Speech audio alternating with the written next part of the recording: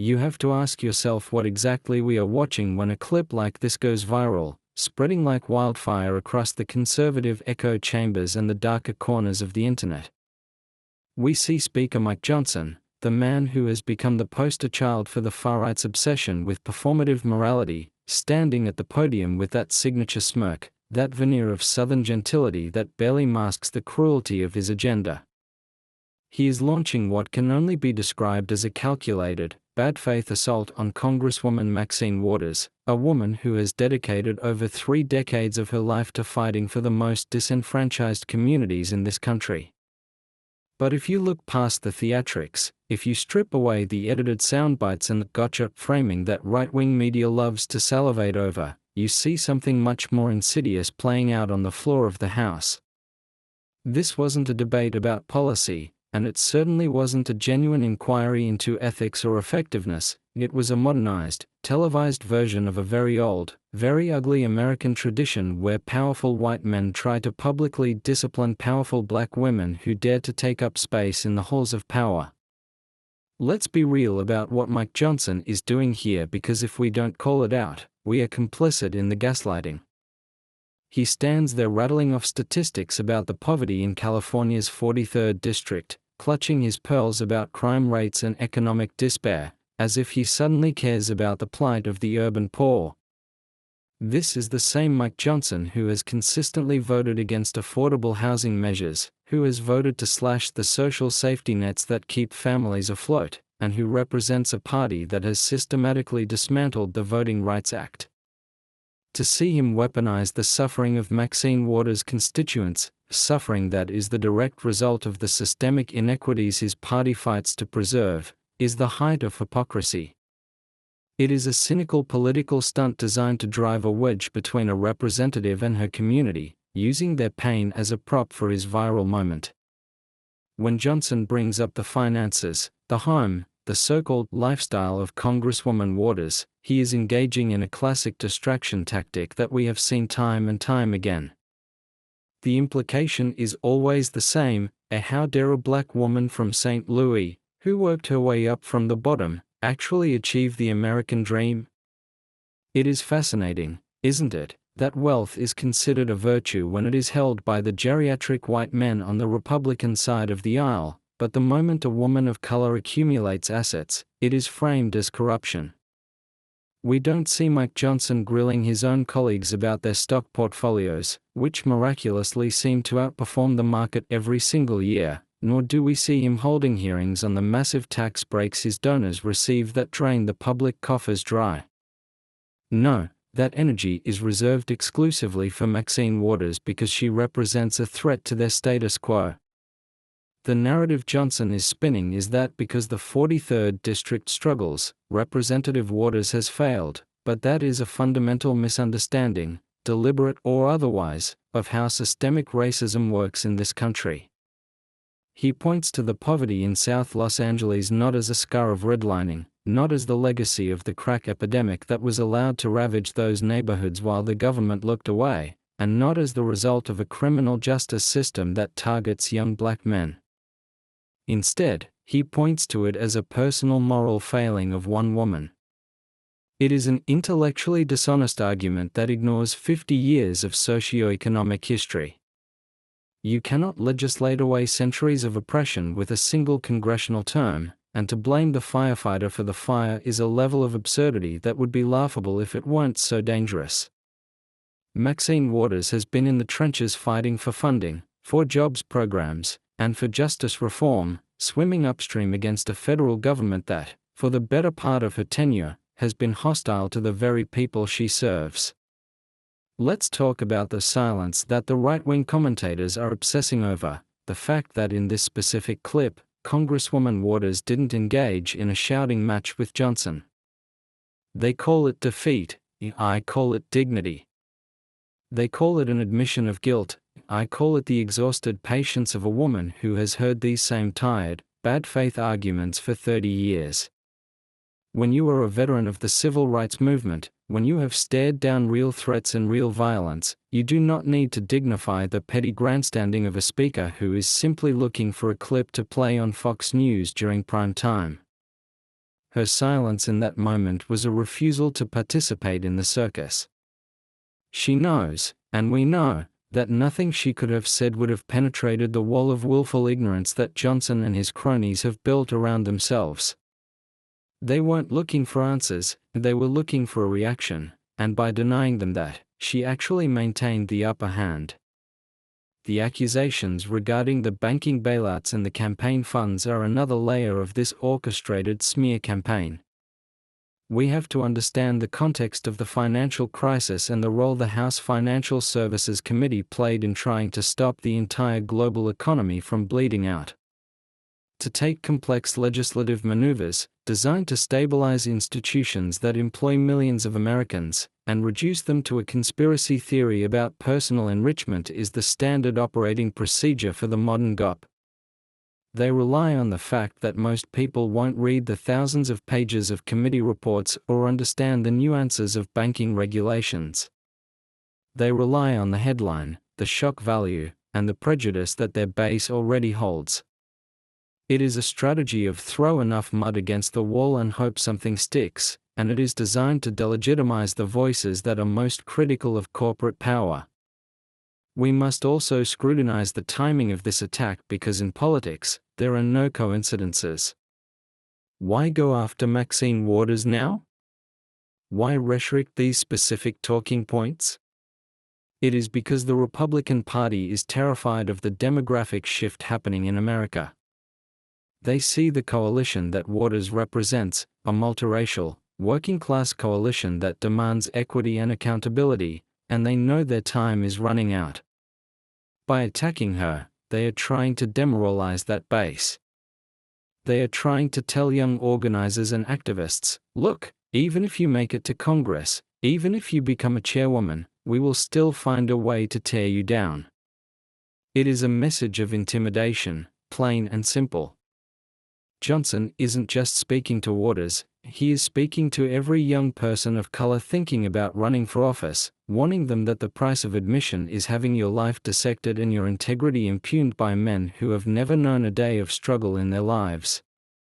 But here is the thing about Maxine Waters, is she is made of sterner stuff than Mike Johnson could ever comprehend. You don't survive decades in the chaotic arena of Los Angeles politics by being fragile. This is Auntie Maxine we are talking about. This is the woman who reclaimed her time. While Johnson is playing checkers, trying to score a quick viral hit, she is playing chess, focusing on the long-term redistribution of power in this country. The irony of Johnson criticizing her for the poverty in her district is that he is the one blocking the very legislation that would alleviate it. He blocks the minimum wage increases. He blocks the infrastructure bills that would bring high-paying union jobs to South LA. He blocks the healthcare expansion that would save lives in her community. He is the architect of the very misery he accuses her of ignoring, and that is a level of gaslighting that borders on sociopathic. The obsession with her home is particularly telling of the Republican psyche. It speaks to a deep-seated belief that public service, for a Democrat, must equate to personal destitution. They seem to believe that unless you are living in a cardboard box, you cannot advocate for the poor. Yet, they have no problem with a businessman entering politics and using the presidency to funnel millions of dollars into his own resorts. The double standard is blinding.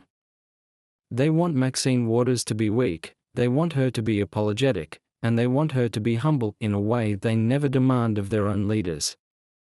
Her refusal to play that role, her unapologetic embrace of her success and her power, drives them absolutely mad. It challenges the hierarchy they believe is natural, where men like Johnson are at the top and women like Waters are supposed to be grateful just to be in the room. And let's dig deeper into this concept of effectiveness that Johnson harps on. He claims she hasn't done enough for her district in 33 years. But how do we measure effectiveness? Do we measure it by the number of corporate loopholes opened, which seems to be Johnson's metric? Or do we measure it by the funding secured for HIV/AIDS prevention, for local community centers, for housing grants, and for the tireless advocacy against predatory lending. Waters has been a hawk on the Financial Services Committee, holding big banks accountable in a way that makes Johnson's donors sweat. That is why they hate her. It's not because she hasn't been effective, it's because she has been effective at the wrong things, effective at challenging the unchecked greed of the financial sector. Johnson's attack is essentially a defense attorney's closing argument on behalf of Wall Street, disguised as concern for the streets of Los Angeles. This confrontation also highlights the fundamental difference in how the two parties view the role of government. For Johnson and the modern conservative movement, government is the enemy, a beast to be starved, unless it is being used to enforce their moral code or protect their wealth. For Waters and the progressive movement, government is a tool for justice, a mechanism to level the playing field. When Johnson points to the struggles of the 43rd District, he sees proof that government doesn't work. When we look at the 43rd District, we see proof that the government has abandoned its duty to its most vulnerable citizens, largely due to the obstructionism of the party Johnson leads. He uses the outcome of his own party's neglect as a bludgeon to beat the people trying to fix it. It is a circular, toxic logic that traps communities in poverty and then blames them for not pulling themselves up by their bootstraps. We have to talk about the optics of the imposing figure of the Speaker dressing down a sitting member of Congress. The visual language of that encounter was deliberate. He stood above, literally and figuratively, utilizing the pulpit to lecture. It was paternalistic in the extreme. It harkens back to a time when men felt entitled to correct women in public spaces. But the silence from Waters, that stoic refusal to snap back, was a rejection of that power dynamic. She didn't give him the angry black woman stereotype he was so desperate to provoke. He wanted a shouting match, he wanted chaos that he could point to and say, "See, she is unhinged." Instead, she gave him nothing but a mirror to reflect his own arrogance. It was a masterclass in emotional discipline, something the reactive, Twitter-fingered leadership of the GOP knows nothing about. Furthermore, the critique of her husband's business dealings and the hundreds of thousands of dollars is rich coming from a party that has normalized the grift of the highest office in the land. We are living in an era where the Supreme Court justices are taking luxury vacations paid for by billionaires with business before the court, and Mike Johnson has nothing to say about that. He has nothing to say about the revolving door between K Street lobbyists and Republican congressional officers. But let a black family make money through legitimate business and campaign work, which, let's be clear, is disclosed and regulated, and suddenly it is the crime of the century. They are trying to criminalize black success and pathologize black leadership. It is an attempt to create a cloud of suspicion so thick that the actual policy achievements of Congresswoman Waters are obscured.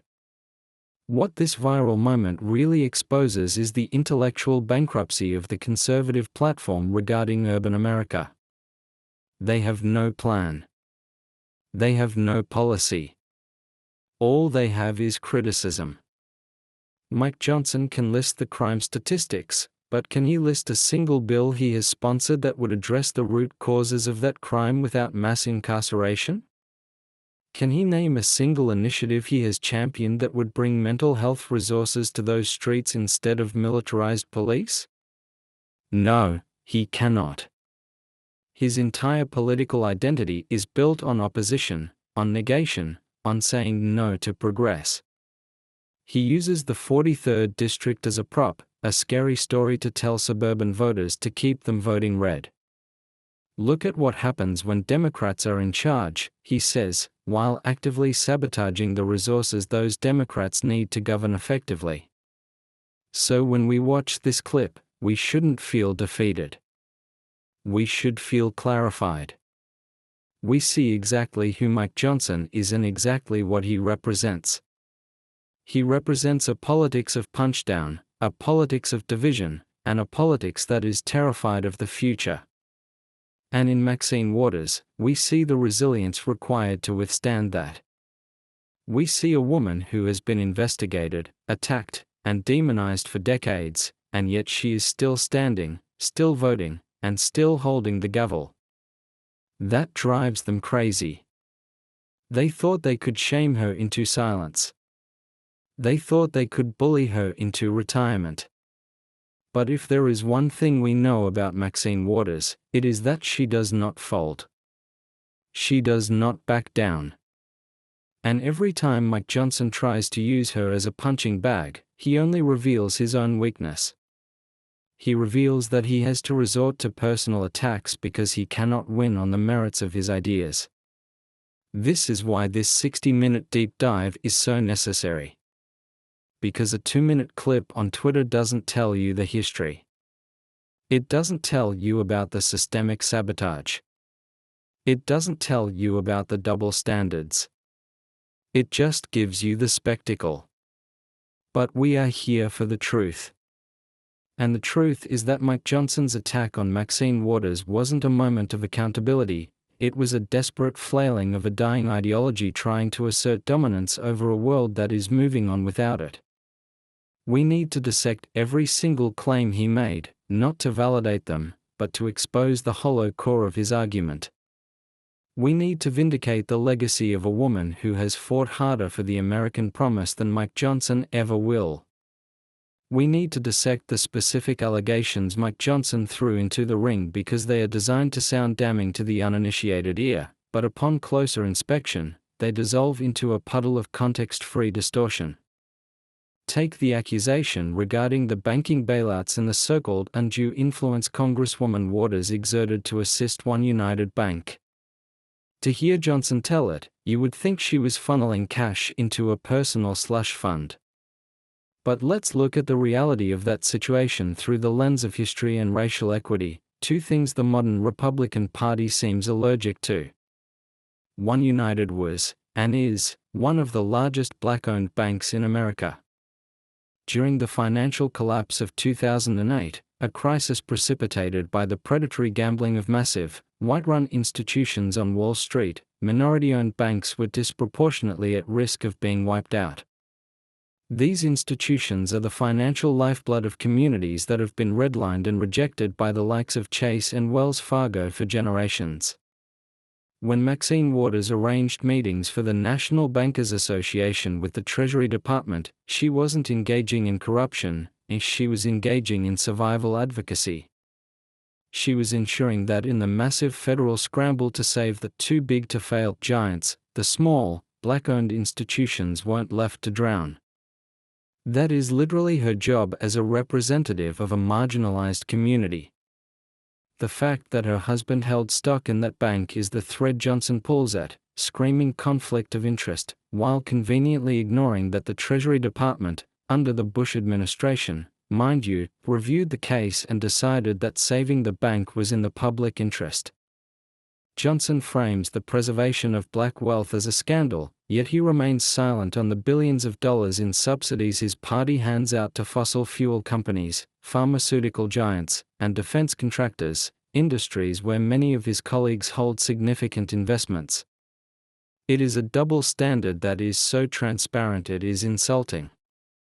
They criminalize the act of a black woman picking up the phone to save a black bank, while they normalize the systemic looting of the Treasury by multinational corporations. Then there is the issue of the hundreds of thousands of dollars paid to her daughter for campaign work. This is a favorite right-wing talking point, a slush fund narrative they love to push. But let's actually talk about the labor of black women in politics. Slate mailing operations, the very service her daughter provided, are a standard, legitimate, and incredibly work-intensive part of retail politics, especially in vast, densely populated districts like California's 43rd. It involves organizing, printing, and distributing voter guides that are essential for informing the electorate. It is real work. It is disclosed work. It is legal work. Why is it that when a Trump family member or a Republican operative's child is installed as a consultant or a highly paid staffer, It is framed as family values or trustworthy counsel, but when Maxine Waters hires her daughter to run a complex ground game operation, it is framed as nepotism and theft. It devalues the professional competence of the people around her, reducing them to mere beneficiaries of graft rather than skilled political operatives. It is an attack on the very infrastructure of black political organizing. Now, let's pivot to the most visceral part of Johnson's attack, the housing comparison. He stands there, feigning outrage that Maxine Waters lives in a $6 million home while her constituents struggle. This is the politics of envy weaponized as a moral cudgel.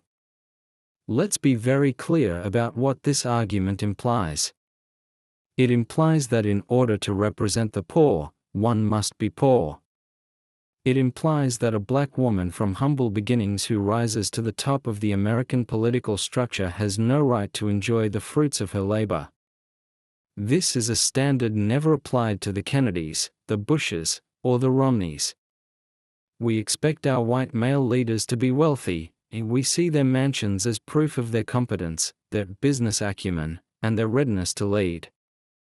But for a black woman, wealth is seen as a betrayal of her roots. Johnson is essentially saying, you should stay in your place. Furthermore, let's talk about the 43rd District itself, the area Johnson describes as a hellscape of poverty and crime. By reducing South Los Angeles to a list of grim statistics, he is erasing the vibrant, fighting spirit of that community. He is erasing the churches, the small businesses, the community organizations, and the families who are working 3 jobs to survive in an economy that has been rigged against them. He paints the district as a failure of Maxine Waters, but any honest sociologist or economist will tell you that the conditions in South LA are the result of macroeconomic forces that no single congressperson can control. They are the result of deindustrialization, where good union jobs were shipped overseas, a trend accelerated by tax policies Republicans love.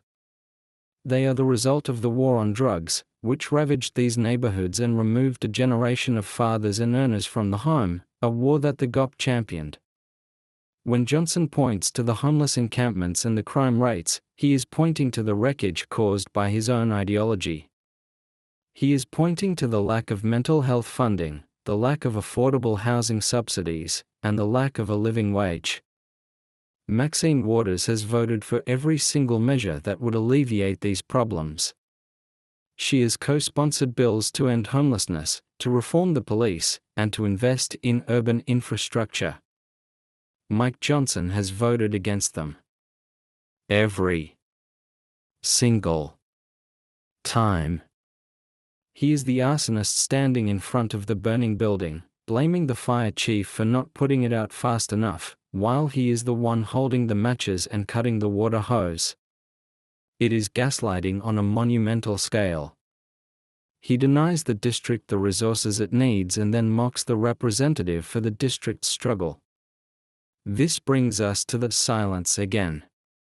The right-wing media ecosystem has spun her refusal to engage in a shouting match as an admission that she had no defense.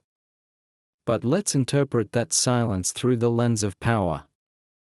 In that moment, Johnson was desperate for a soundbite. He needed her to lose her cool.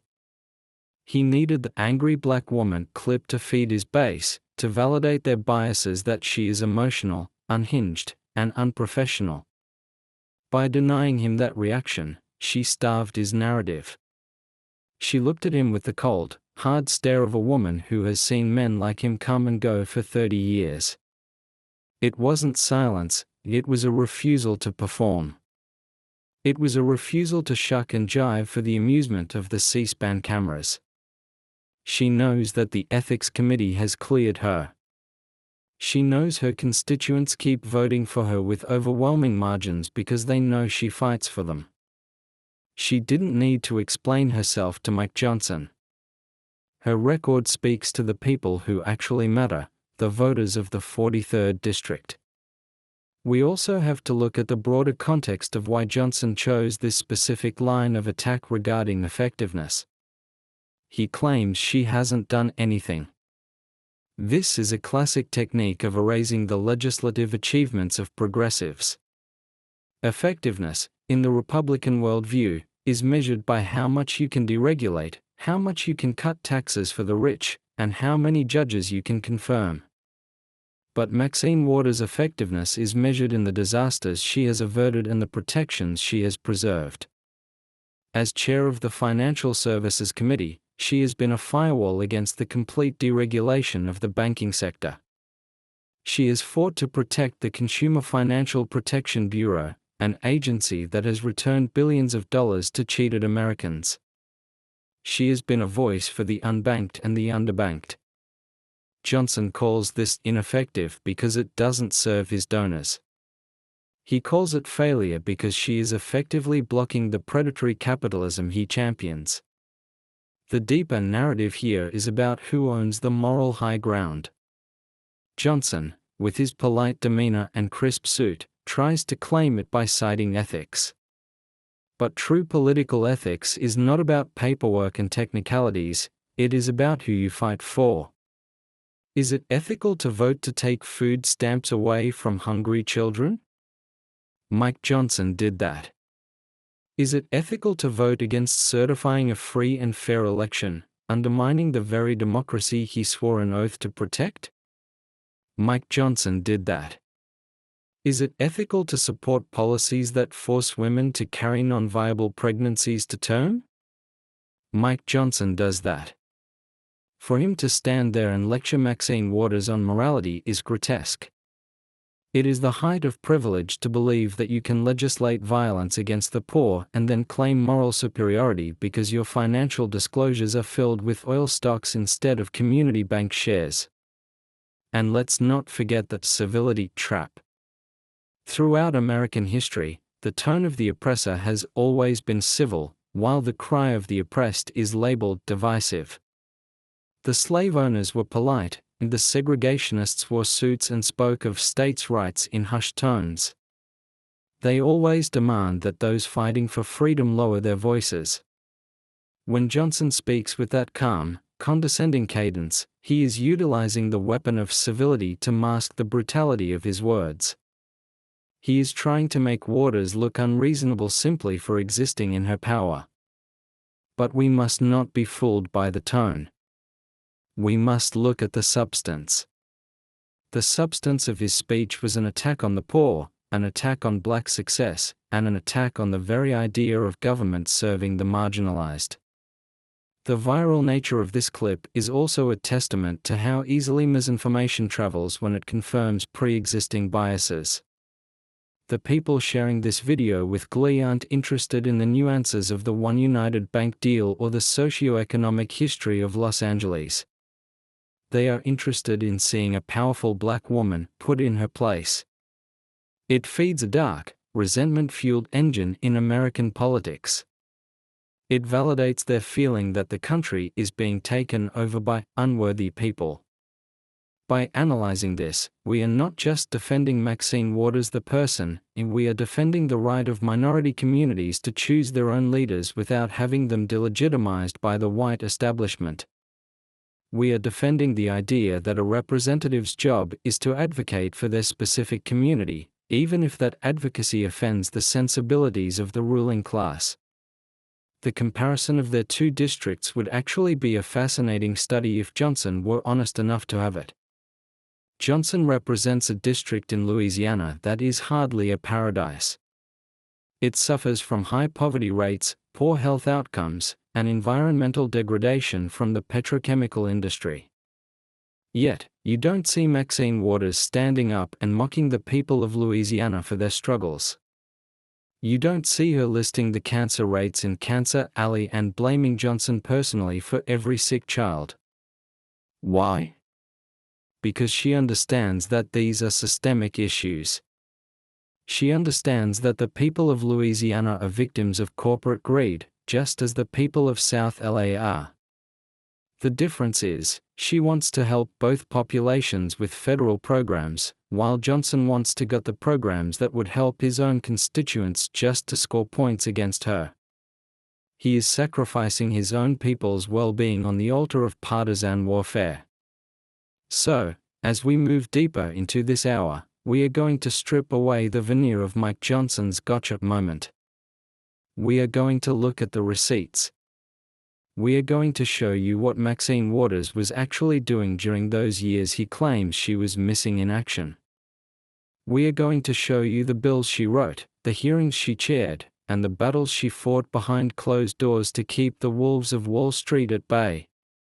And we are going to ask the hard question, why is the Republican Party so obsessed with this one woman? What is it about her that terrifies them so much? Is it her policies?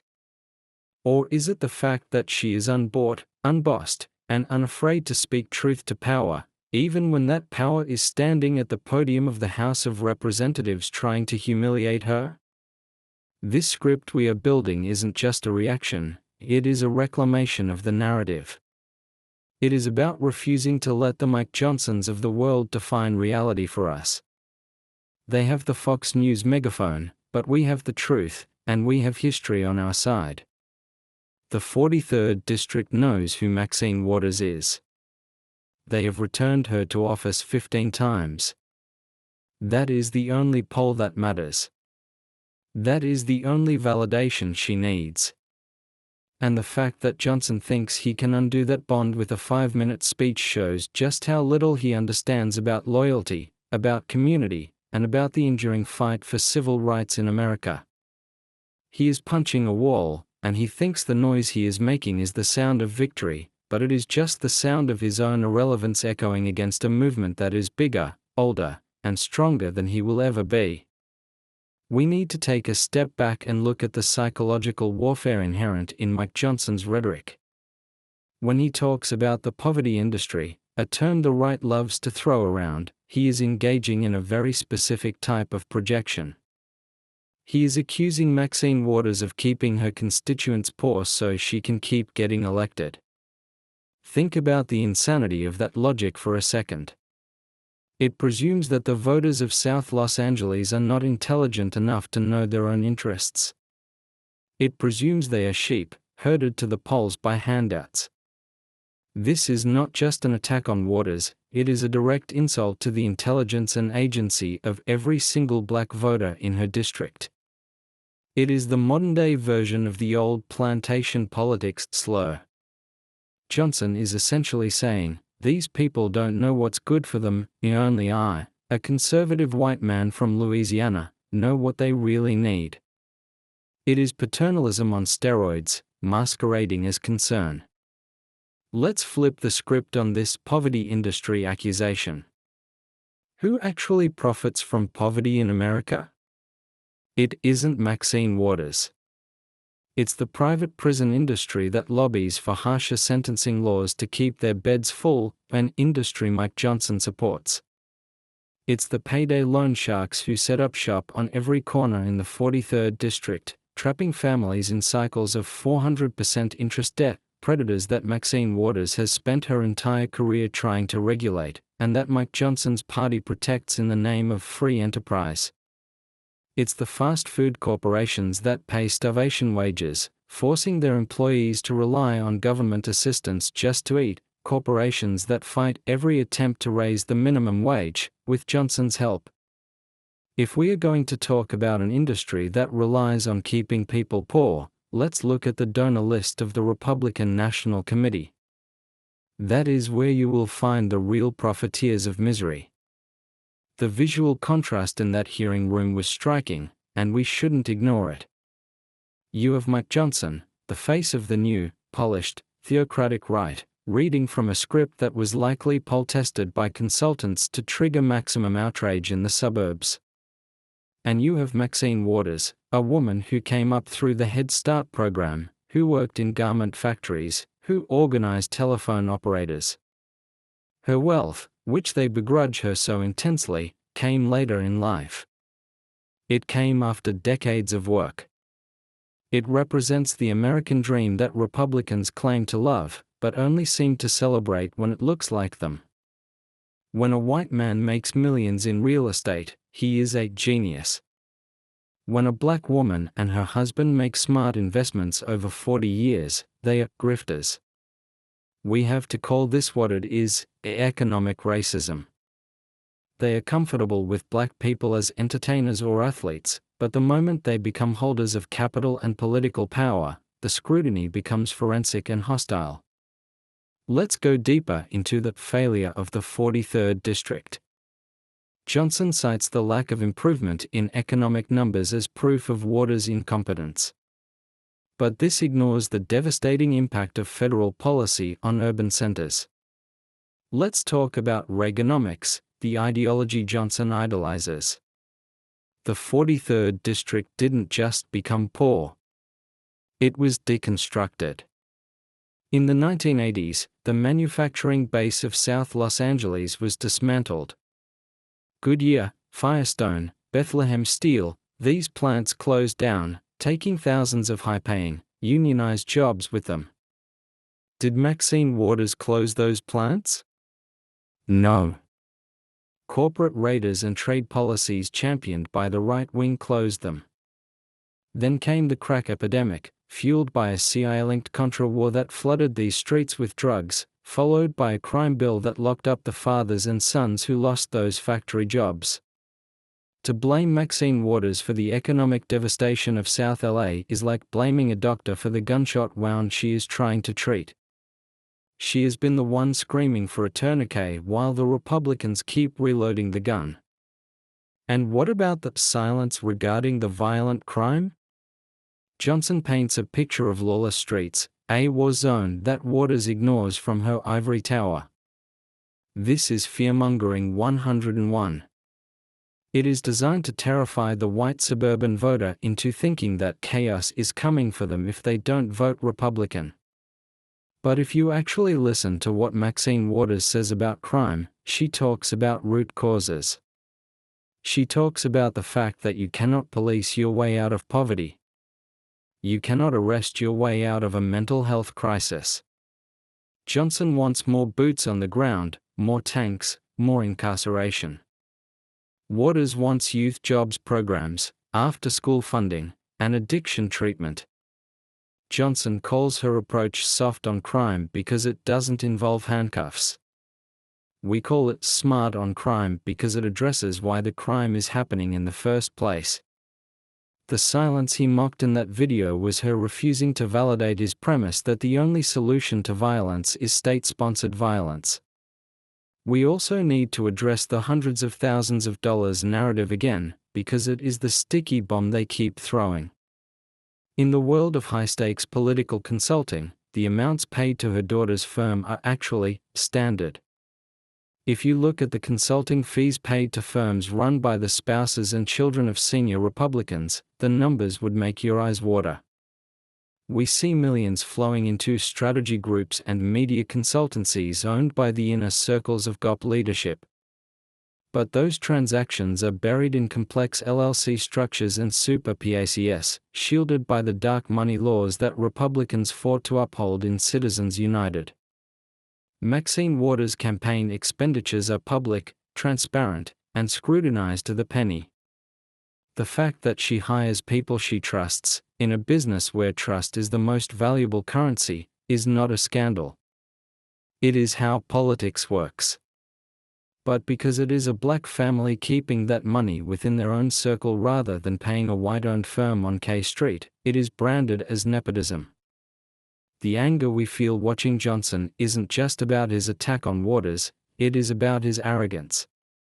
It is the arrogance of a man who believes he has the right to audit the life of a woman who was fighting for civil rights while he was still in diapers.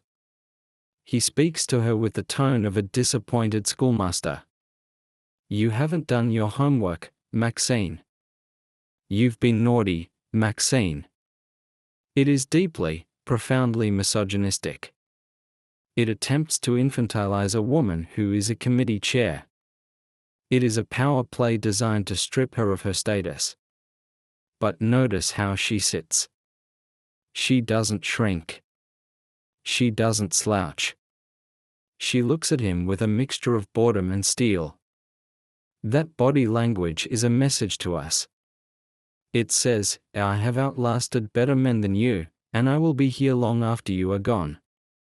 Let's talk about the hypocrisy of fiscal responsibility. Johnson attacks her for the bailouts, claiming she wasted taxpayer money. Let's look at the ledger. The bank bailouts, as controversial as they were loans. Most were paid back with interest. The government actually made a profit on many of them. Now, let's look at the Trump tax cuts of 2017, which Mike Johnson supported. That added nearly $2 trillion to the national debt. Trillions. Not millions. Trillions given away to corporations that used the money for stock buybacks, not for creating jobs in the 43rd District or anywhere else. Where was Mike Johnson's outrage then? Where were his charts and graphs showing the waste of taxpayer resources?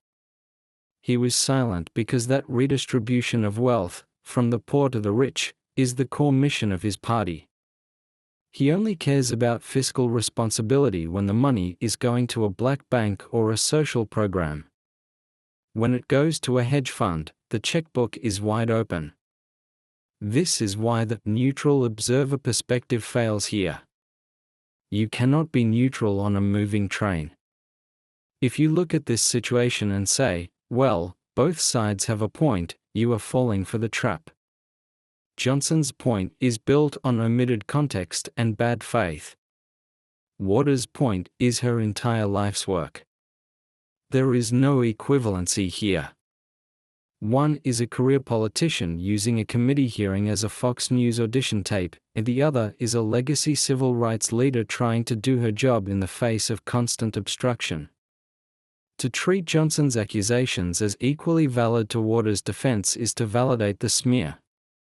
We have to be partisans for the truth here, and the truth has a liberal bias because reality has a liberal bias.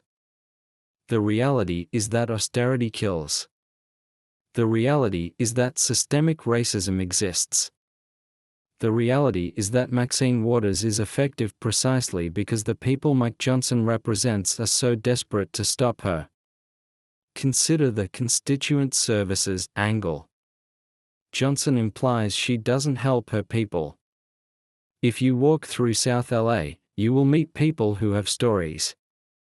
Stories about how calling Congresswoman Waters' office helped them get their veterans' benefits fixed. Stories about how her office intervened to stop a deportation. Stories about how she showed up to a funeral for a victim of gang violence when no other politician would come. That is the work that doesn't make it onto C-SPAN. That is the work that doesn't go viral. Mike Johnson doesn't know about that because he has never stepped foot in the 43rd District with an open heart. He only looks at it through the window of his limousine or through the lens of a crime statistic report. He sees data points, and she sees neighbors.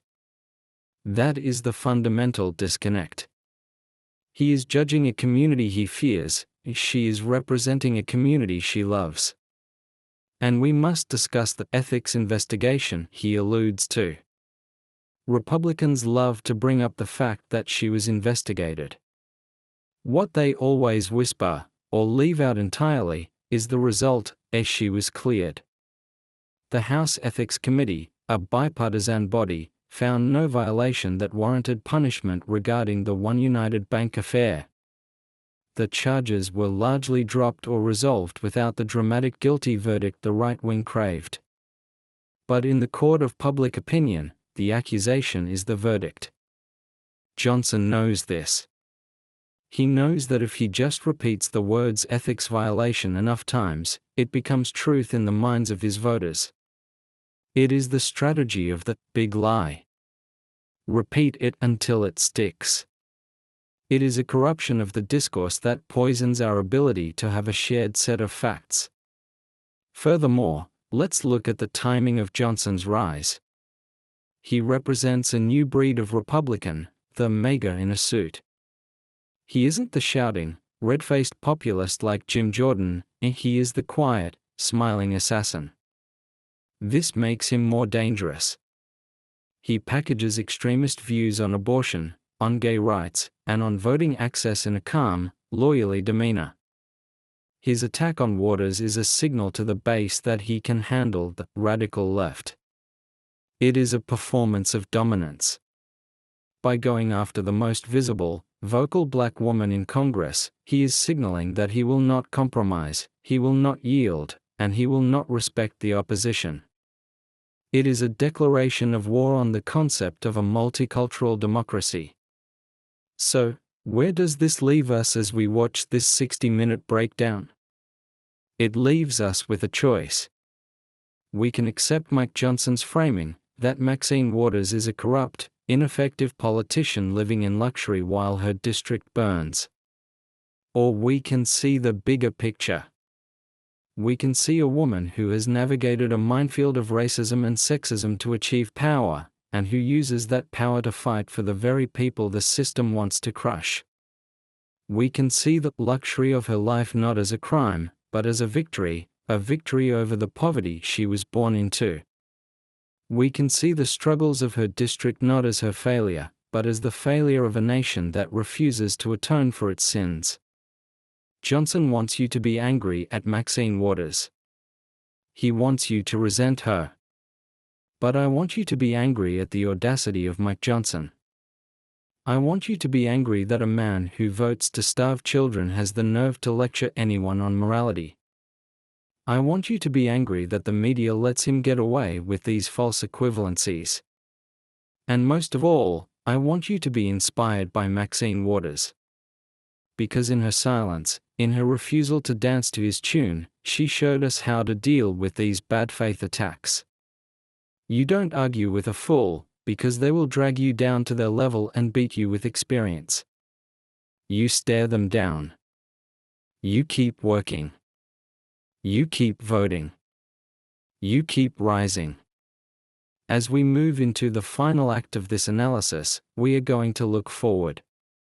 What does this confrontation tell us about the future of American politics? It tells us that the fight is going to get uglier. It tells us that as the Republican Party loses the popular vote and the demographic battle, they will rely more and more on character assassination and racial polarization. But it also tells us that the old guard of the Democratic Party, the warriors like Waters, have prepared the ground for the next generation. We are going to talk about who is coming up behind her, the squad, the young progressives, and how they are taking the lessons of Auntie Maxine and applying them to a new era. Mike Johnson thinks he won a battle in that hearing room. But he is losing the war. Because you can't gaslight all of the people all of the time. Eventually, the truth comes out. And the truth looks a lot like Maxine Waters, is standing tall, unbothered, and undeniably powerful. Let's zoom out and look at the ecosystem that allows a moment like this to thrive. We are living in the age of the conservative cinematic universe, a closed media loop where reality is edited, color-graded, and sound mixed to fit a specific narrative. When Mike Johnson steps up to that podium, he isn't just speaking to the House floor, he is creating content. He knows exactly which soundbites will be clipped for TikTok, which facial expressions will make the thumbnail on YouTube, and which phrases will trigger the algorithm on Facebook. This entire confrontation was a production. It was political theater, in the most cynical sense of the term. The goal wasn't to get answers from Maxine Waters, the goal was to produce a 60-second video where a white conservative man appears to dominate a black progressive woman. It is digital red meat for a base that is starving for validation that their prejudices are correct. This is why the context we are providing here is so dangerous to their narrative. Context is the enemy of the viral clip. When you strip away the background of the 2008 financial crisis, the history of redlining in Los Angeles, and the details of standard campaign finance laws, Johnson sounds reasonable. But the moment you add that context back in, he sounds like a manipulator. Our job, as critical thinkers and defenders of truth, is to re-inject that context. We have to be the fact checkers that the algorithm refuses to be. we have to explain that the luxury they accuse Waters of is the result of a dual-income household working at the highest levels of their fields for half a century. If that is corruption, then the American dream itself is a scam. We must also confront the respectability politics trap that Johnson sets.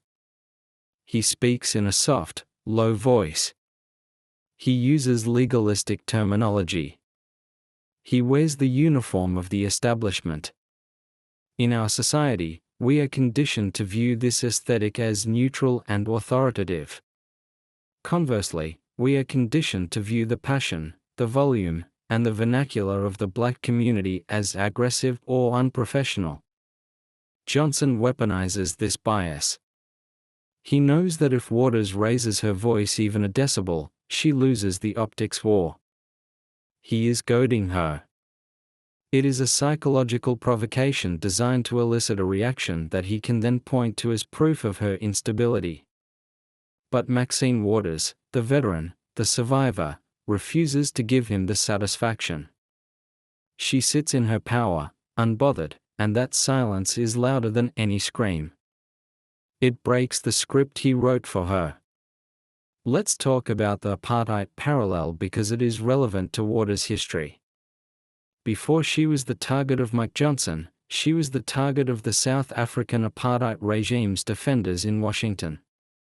In the 1980s, when Reagan was vetoing sanctions against South Africa, Maxine Waters was getting arrested at the embassy.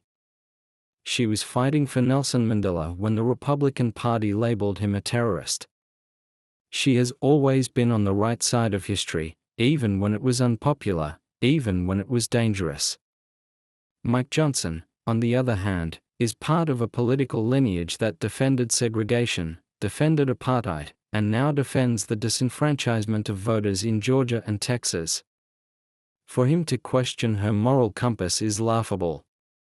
She has a Nobel-quality track record of fighting for human rights, and he has a track record of fighting to restrict them. There is a deeper, more insidious layer to Johnson's attack on her district's poverty, the culture of poverty myth. This is a zombie idea from the 1960s that refuses to die in conservative circles. It posits that poor people are poor because they have bad cultures, bad habits, and bad leaders, not because of structural barriers. Johnson alludes to this when he talks about the despair in the 43rd District. He isn't talking about the despair caused by a lack of capital investment, he is hinting at a moral rot. He is signaling to his audience that those people, black and brown Angelenos, are incapable of governing themselves, so they need people like him to step in and impose order. It is colonialist rhetoric repackaged for the 21st century. It ignores the vibrancy, the creativity, and the resilience of South LA. It ignores the fact that despite the obstacles placed in their way by federal neglect, the people of the 43rd District are surviving and building. And let's look at the hypocrisy of the elite argument. Johnson paints Waters as an out-of-touch elite. But who is the real elite here? Maxine Waters represents the people who take the bus, the people who clean the office buildings, the people who care for the elderly. She is constantly in her district, holding town halls, facing the heat. Mike Johnson represents the corporate interests that want to keep wages low and regulations loose. He is the darling of the Federalist Society and the Heritage Foundation. He is the handpicked servant of the billionaire class. His populism is a costume. He wears the mask of the common man to hide the face of the oligarch. Waters doesn't wear a mask. She wears her politics on her sleeve. She tells you exactly who she is and who she fights for. That authenticity is what scares them. They can't buy her, and they can't bully her. We also need to discuss the role of misogyny in this specific dynamic. It is not just racism, it is the specific intersection of race and gender. There is a particular venom reserved for older black women in power. We saw it with the attacks on Kamala Harris, we see it with Letitia James, and we see it with Maxine Waters. They are depicted as nasty, incompetent, or corrupt in ways that their male counterparts never are. A white male politician who steers money to his district is called effective. A black female politician who does the same is called corrupt. Johnson is tapping into a deep well of misogyny directed towards black women, to fuel his attack. He is inviting his audience to participate in the public shaming of a woman who dares to demand respect. It is a witch hunt disguised as a congressional hearing. But here is the silver lining, the Streisand effect. By attacking her so visibly, Johnson actually elevates her platform. He introduces her to a new generation of progressives who might not know her full history. They see this clip, they see the bullying, and they start to dig. They learn about her fight against the CIA during the crack epidemic. They learn about her advocacy for HIV/AIDS funding. They learn about her legendary call to impeach 45 long before it was cool. Johnson thinks he is destroying her, but he is actually radicalizing a new wave of supporters who see her as a symbol of resistance. He is inadvertently making her an icon for Gen Z activists who value receipts and backbone over politeness. Let's pivot to the real estate of it all. The obsession with her home value is also a distraction from the real housing crisis. Why are homes in Los Angeles so expensive? Is it because of Maxine Waters? No. It's because of speculative investment firms, like BlackRock, buying up single-family starter homes and turning them into rentals. It's because of NIMBY zoning laws often protected by wealthy, conservative homeowners. It's because of a lack of federal funding for affordable housing construction, funding that Mike Johnson votes against. If Johnson really cared about the fact that her constituents can't afford homes, he would support a massive federal housing bill. He would support rent control. He would support banning corporate ownership of single-family neighborhoods. But he doesn't. He just wants to use the price tag of her house as a weapon, while protecting the very market forces that drive those prices up. And what of the bank bailout narrative's legacy? The irony is that the regulations Maxine Waters championed after 2008, the Dodd-Frank Act, are the only reason the banking system is somewhat stable today. Mike Johnson and his party have spent the last decade trying to repeal Dodd-Frank. They want to go back to the Wild West casino capitalism that caused the crash in the first place. So, he attacks her for saving a small black bank, while he actively works to unleash the massive predatory banks that destroyed the global economy. It is an inversion of reality. He frames the protector as the villain and the deregulation arsonists as the heroes. We cannot let that narrative stand.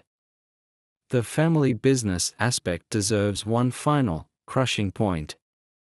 In the ecosystem of black politics, the family often extends to the political operation because, historically, black candidates could not trust the white establishment consultants. They had to build their own infrastructure. They had to rely on their children, their spouses, and their neighbors to run their campaigns because the DC firms wouldn't take their calls or would overcharge them for subpar work. Maxine Waters building a political machine with her daughter isn't corruption, it's self-reliance. It's building generational knowledge and capacity within the community. It ensures that the expertise stays in the district, rather than being outsourced to some consultant in Virginia who doesn't know the difference between Watts and Inglewood. Johnson calls it nepotism, and we call it community wealth building. Now, look at the end game. What is Mike Johnson's end game here? It isn't to fix the 43rd district. It is to regain the House majority and keep it. He uses Maxine Waters as a fundraising tool. Send me $5 to help me stop the radical Maxine Waters. That is the email that goes out 5 minutes after this hearing ends. She is a foil. He needs her. He needs a villain to rally his troops against. If Maxine Waters didn't exist, the Republican Party would have to invent her. She embodies everything they fear, a powerful, wealthy, unapologetic black woman who knows the rules better than they do and refuses to play by their script. But this video, this analysis we are crafting, is the countermeasure. It is the antidote to their poison. By explaining the why and the how of their attacks, we disarm them. We show that their anger is manufactured. We show that their facts are cherry-picked. And we show that their moral outrage is selectively applied. We empower the viewer to look at the next viral clip and say, wait a minute. What isn't he telling me? What is the history here? We are creating media literacy in real time. As we approach the final segment of this hour-long special, we need to synthesize all of this into a call to action. We need to remind people that the attack on Maxine Waters is an attack on the entire progressive agenda. If they can delegitimize her, they can delegitimize the fight for racial justice, for economic equity, and for holding corporations accountable. They want to make you ashamed to support her. They want you to think, maybe she is the problem. But we know better. We know that the problem isn't the woman fighting for the poor, the problem is the system that creates the poor. The problem isn't the black bank trying to survive, the problem is the white bank that is too big to fail. The problem isn't Maxine Waters, the problem is Mike Johnson and everything he stands for. In the next few minutes, we will wrap this up by looking at the future. We will talk about what happens when Maxine Waters eventually passes the torch, and why the Republicans are so terrified of who comes next. Because if they think Auntie Maxine is tough, wait until they meet the generation she raised. Wait until they meet the young organizers who grew up watching her slay giants. The legacy of Maxine Waters isn't just her legislative record, it is the courage she has injected into the bloodstream of the Democratic Party. And no amount of smirking, bad faith lectures from Mike Johnson can ever erase that. So, what is the legacy that Mike Johnson is so afraid of? It is the legacy of the unbought. In a political system that runs on corporate pacification, where the path of least resistance is to take the check and vote how the lobbyists tell you, Maxine Waters stands as a glitch in the matrix. She is a reminder that you can come from St. Louis, you can come from poverty, you can be a black woman in a white man's world, and you can still become the chairwoman of the Financial Services Committee. That trajectory breaks the algorithm of American politics. It suggests that power can be redistributed. And for men like Mike Johnson, whose entire worldview relies on the preservation of traditional hierarchies, that is not just a political disagreement, it is an existential threat. They need her to be a villain because if she is a hero, then their version of America is a lie. We must also talk about the torch that is being passed. Mike Johnson looks at Maxine Waters and sees an adversary at the end of her career. But we look at her and see the matriarch of a movement. Look at that squad. Look at Ayanna Pressley, look at Ilhan Omar, look at Alexandria Ocasio-Cortez. Who paved the road they are walking on? Maxine Waters. When they are attacked, who is the first one to defend them? Maxine Waters. She has created a blueprint for how to legislate without losing your soul. She has taught a generation of young progressives that civility is not worth the price of silence. Johnson thinks that by humiliating her, he is discouraging the next generation. He is dead wrong. He is showing them exactly why they need to fight harder. He is proving that the establishment will never accept them, so they might as well tear the establishment down and build something new. And let's be honest about the concept of patriotism here. The Republican Party has hijacked the flag. They wrap themselves in it while they assault the Capitol. They claim to love the Constitution while they try to overthrow elections. But true patriotism is what Maxine Waters does. True patriotism is critique. It is loving your country enough to tell it the truth about its sins so it can be better. When she points out the racism in the banking system, that is an act of patriotism. When she demands funding for the poor, that is an act of patriotism. She is fighting for the more perfect union that the founders wrote about but didn't actually believe in for people like her. Mike Johnson's patriotism is performative, it is a lapel pin and a slogan. Maxine Waters' patriotism is sweaty, exhausting, decades-long work in the trenches of democracy. This entire 60-minute analysis brings us back to that singular moment in the hearing. The smirk on Johnson's face versus the stone-cold composure on Waters. It is the clash of two eras. Johnson represents the last gasp of a demographic that is used to being in charge without question. He expects deference. He expects her to be rattled. But Waters represents the rising majority, the coalition of the multiracial working class that is slowly but surely taking over the levers of power. Her lack of reaction was a signal that his power over her is an illusion. He holds the gavel for now, yes. But he does not hold the moral authority. He does not hold the respect of the people who actually make this country run. The housing distraction serves one final purpose we must debunk: it attempts to sever the connection between the representative and the represented. By constantly harping on her mansion, Johnson is trying to tell the voters of the 43rd District, she is not one of you. But the voters see through it. They know that one of us isn't determined by your zip code or the square footage of your house, it is determined by your votes. It is determined by who you fight for when the cameras are off. They know that when the fires were burning in LA in '92, Maxine was there. They know that when the hospitals were closing, Maxine was there. A house is just a building. A record is a bond. And that bond is unbreakable, no matter how many drone shots of her driveway Fox News airs. We have to understand that this attack is also a distraction from the Republican Party's complete lack of an urban agenda. If you stripped away the attacks on Democratic leaders, what is the GOP plan for the inner city? Is it tax cuts for the rich? We tried that, yet didn't trickle down. Is it deregulation? We tried that, yet poisoned the water and crashed the economy. They have nothing. The cupboard is bare. So, they have to turn politics into a reality TV show.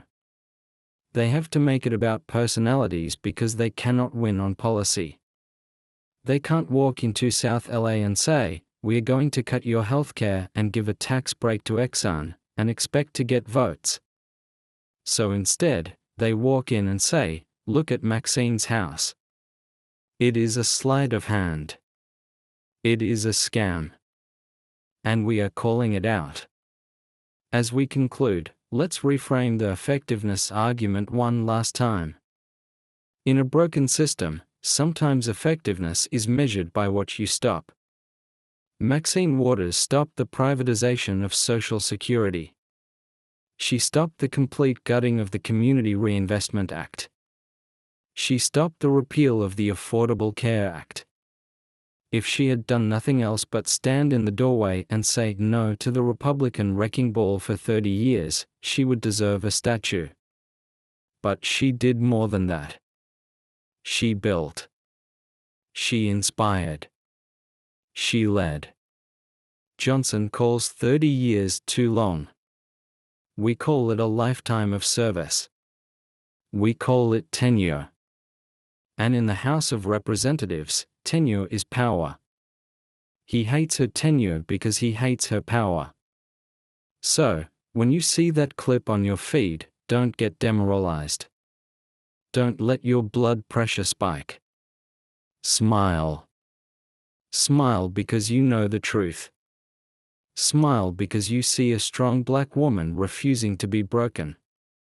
Smile because you know that Mike Johnson's desperate performance is the sign of a man who knows his time is limited. The demographic tide is turning.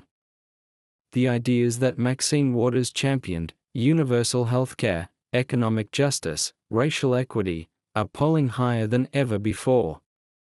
The future is looking a lot more like the 43rd District and a lot less like Johnson's gerrymandered enclave. This is the power of that deep dive. They give you a soundbite, we give you a syllabus. They give you a scandal, we give you the history. We refuse to let them flatten our heroes into caricatures. Maxine Waters is not perfect, no politician is. But she is a fighter. She is a warrior. And in a time when our democracy is hanging by a thread, I will take a fighter over a polite, suit-wearing obstructionist any day of the week. We need to carry this energy forward.